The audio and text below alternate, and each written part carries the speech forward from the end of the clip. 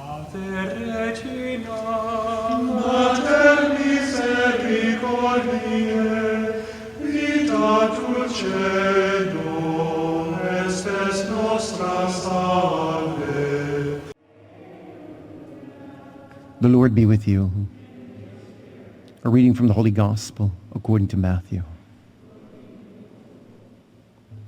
Jesus said to his disciples, "Not everyone who says to me, 'Lord, Lord,' will enter the kingdom of heaven, but only the one who does the will of my Father in heaven. Everyone who listens to these words of mine and acts on them will be like a wise man who built his house on rock. The rains fell, the floods came, and the wind blew and buffeted the house, but it did not collapse. It had been set solidly on rock.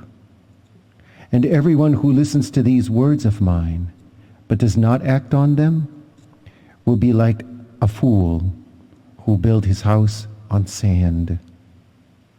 The rain fell, the floods came, and the winds blew and buffeted the house, and it collapsed, completely ruined."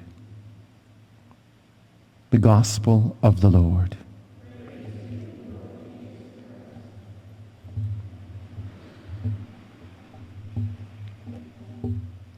Did you know that this church is 132 years old?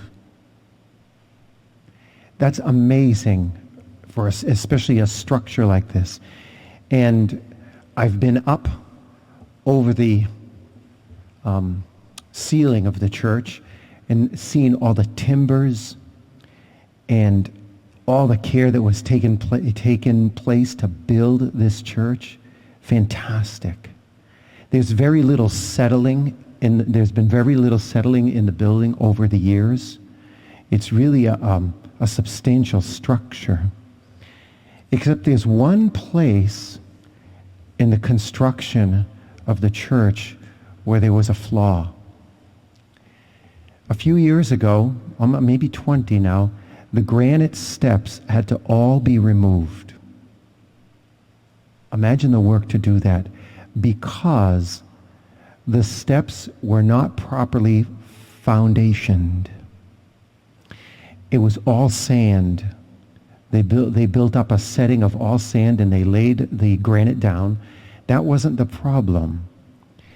But nobody thought to take the pains to seal the cracks between all the granite steps.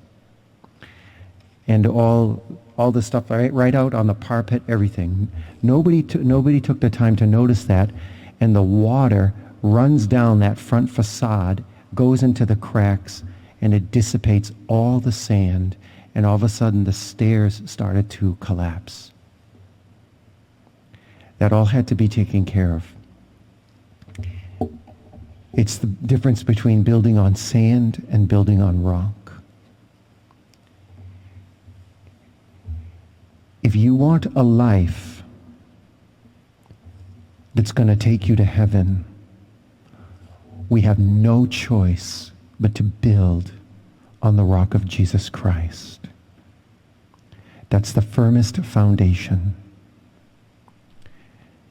Jesus Christ reveals to us the Father's plan for how humanity is supposed to work and where we're supposed to all end up.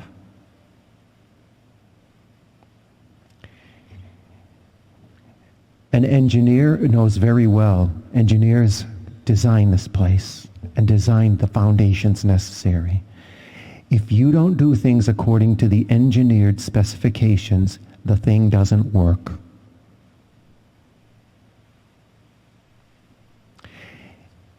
God had an engineering plan to make everything's work. And it's built on the fact that he knows all the secrets of life. And all he asks is, come to me and I will help you unravel things. There's a great word called virtue. Virtue is when a person is in the habit of doing the right thing. The problem is we live in a society today where doing the right thing is what I think is the right thing. I don't know about you, but I do not want to hang my hat on what I think is the right thing, because I'm not that smart. And I'm not in any position to argue with God. And so proper virtue for us as Catholics, proper virtue is when we do the right thing according to what God says. And his plan works. And so we have things like the commandments where he speaks to us. We have the sacred scriptures where he speaks to us. We have a church with a 2,000-year-old tradition of history and of wisdom that he uses as his body to continue to speak to us and help us to understand what true virtue really is and how to respond properly. The prophet Isaiah reminds us, however, though, that we can have all these things and we can live in all these things, but now there comes the key: to trust God, to have faith in him. Because when everything seems to be crumbling around us, all of a sudden my way looks pretty good. But the prophet Isaiah reminds us to trust God, not me. I have a little prayer that I say sometimes.